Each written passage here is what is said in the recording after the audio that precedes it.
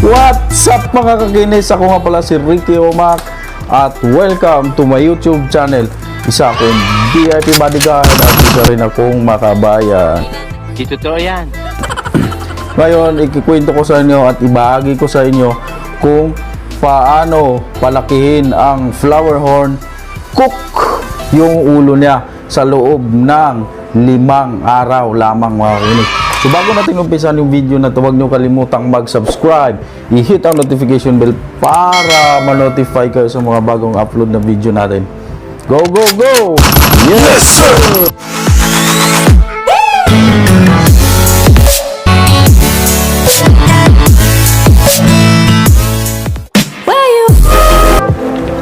So yun mga kakinis, nakita nyo, pag-usapan natin kung paano palakihin yung flower horn natin sa loob lang ng 5 araw. Flower horn cook. So unang-una, kailangan niya ng isda ng flower horn natin ng water quality. So ano ba yung water quality? Water quality is yung water change. So ang ginagawa ko, nagwa-water change ako 3 times a week. So unang water change, unang araw ng water change is 30%, pangalawa 40%, pangatlo 50%. So maganda yon sa isda natin para hindi siya malason dun sa mga dumi at dun sa mga tae, kung ano-ano pang mga toxic na nandun sa isda natin. Pangalawa, yung pagkain niya, feeding high protein. So pakainin niyo siya ng mga high protein tulad ng mga pinapakain ko, tulad nito. Pinapakain ko siya ng Okiko Platinum. Yan mga kakinis. Okiko Platinum, high protein yan. Pinapakain ko siya yan.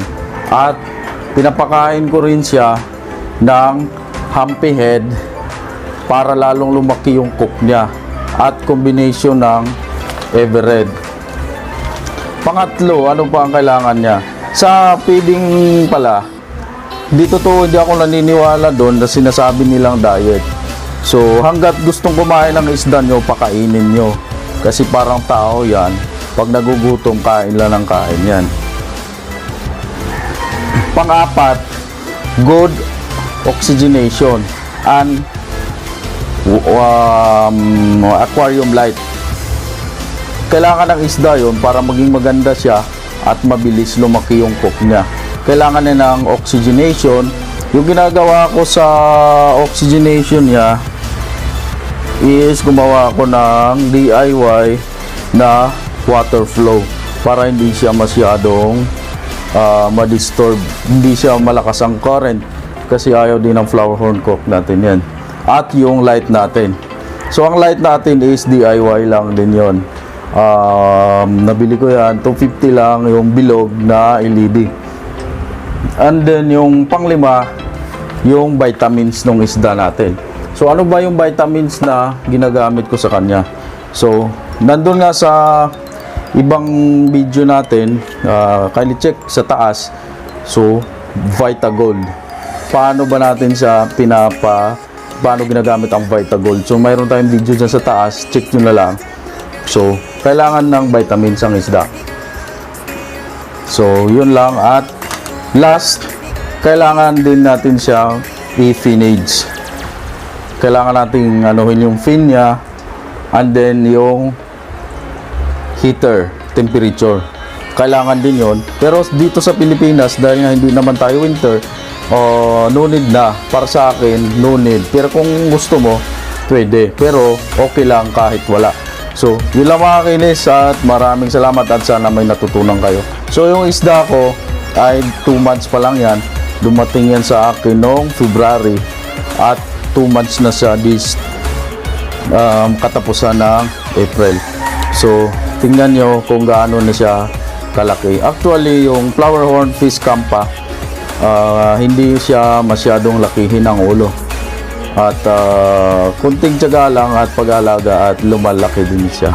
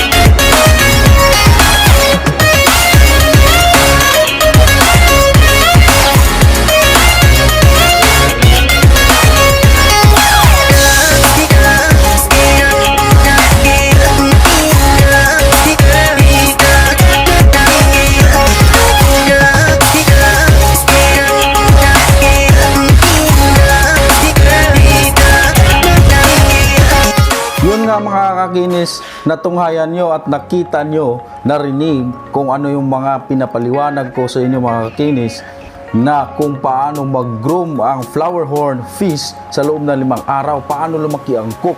So yun narinig nyo, una kailangan ng water quality, water change. So pangalawa, feeding high protein, huwag nyo tipirin ang isda nyo. Pangatlo, flower horn mirror. At kung wala kayong flower horn mirror, pwede rin ang ibang isda tulad ng parrot. Pang-apat, yung good oxygenation. So kailangan ng isda yon. At pang-lima, kailangan ng vitamins. O ang ginagamit ko is Vitagold. So ang pang-anim at pang-pito, finage. Kailangan mong i-finage at kailangan mo ng temperature heater. Depende sa lugar. Kung katulad naman natin na hindi tayo winter, so no need kahit hindi na. So yun lang at maraming salamat po sa panonood at sana may natutuyan kayo sa mga video na to. Huwag niyo kalimutang mag-subscribe, i-hit ang notification bell para ma-notify kayo sa mga bagong upload na video natin. Yun lang. Go, go, go! Yes, sir!